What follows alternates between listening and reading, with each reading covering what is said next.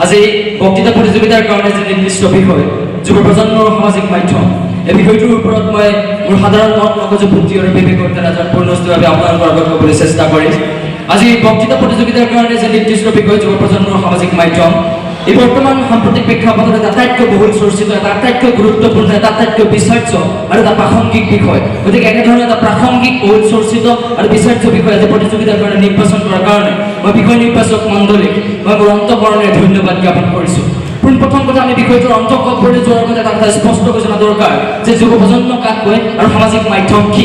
যুৱ প্ৰজন্ম হৈছে বাহ্যিক ভাষাত বা বাহ্যিক দৃষ্টিত আৰু শাৰীৰিক দৃষ্টিত সেইসকল লোক যিসকল লোকক 15 বছৰৰ পৰা 24 বছৰ ভিতৰৰ বয়সৰ ভিতৰত ধৰা হয়, সেইসকল লোকক শাৰীৰিকভাৱে যুৱ প্ৰজন্ম বুলি কোৱা হয়। কিন্তু যুৱ প্ৰজন্মৰ এটা মনস্তাত্ত্বিক সংজ্ঞা বা মানসিক সংজ্ঞাও আছে, যাক ইংৰাজীত সাইকোলজিকেল ডেফিনেশ্যন বুলি কোৱা হয়। সেই মানসিক সংজ্ঞা মতে যদি আমি লক্ষ্য কৰোঁ দেখা পাওঁ যে যুৱ প্ৰজন্ম হৈছে সেইসকল লোক যিসকল লোকৰ মগজুত, যিসকল লোকৰ দেহত, যিসকল লোকৰ তেজত, যিসকল লোকৰ ভিতৰত প্ৰাচুৰ্য, প্ৰেৰণা, উন্মাদনা এই সকলোবোৰ আছে, কৰ্মস্পৃহা আছে।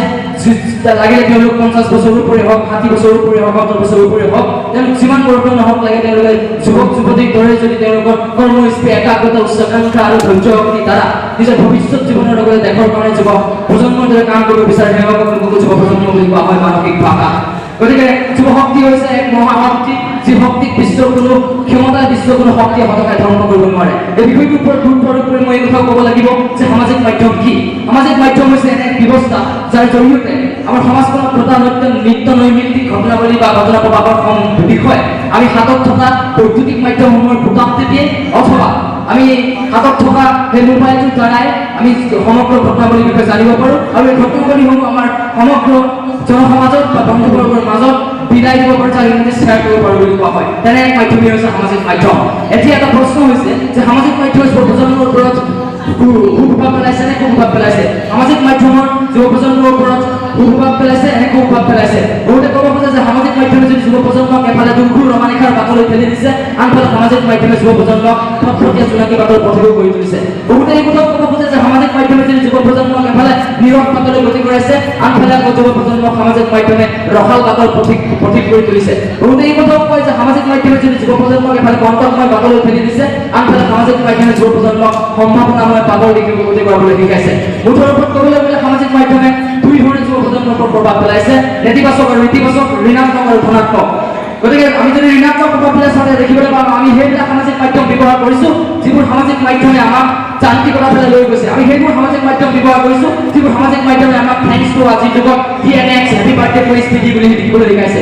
আমি সেইবোৰ সামাজিক মাধ্যম ব্যৱহাৰ কৰিছোঁ যিবোৰ সামাজিক মাধ্যম বিজ্ঞানৰ দান বুলি জানিও কিন্তু আমি কাৰ্বি আংলঙৰ দৰে নিকৃষ্ট ঘটনাবিলাক আমি সংঘটিত হ'বলৈ আমি সংগত কৰিবলৈ কুণ্ঠাবোধ কৰা নাই। গতিকে সদশেষত মই এটা কথা ক'ব বিচাৰোঁ যে যুৱ প্ৰজন্মৰ ওপৰত সামাজিক মাধ্যমৰ কিন্তু সুপ্ৰভাৱো আছে। আজি ৰাছিয়াৰ ৰাষ্ট্ৰপতি ভ্লাদিমিৰ পুটিন, আমেৰিকাৰ ভূতপূৰ্ব মাৰ্কিন ৰাষ্ট্ৰপতি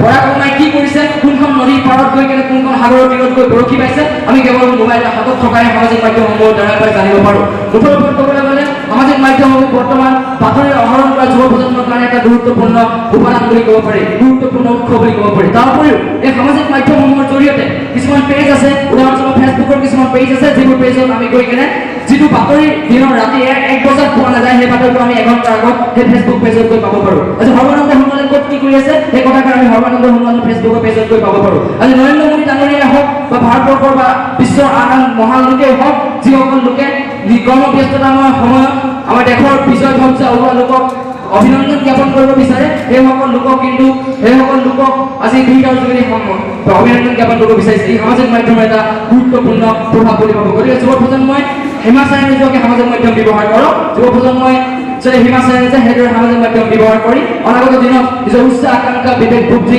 আৰু ধৈৰ্য আৰু কৰ্মশক্তি দ্বাৰা আগুৱাই আহক, এখন সুন্দৰ সবল সমাজ গঠন কৰক আৰু তাৰে এক নতুন দিগন্তৰ ঘোষণা কৰক। তাৰ আশাৰে মই মোৰ আজি ক'বলগীয়া বক্তৃতা সামৰিছোঁ। ধন্যবাদ।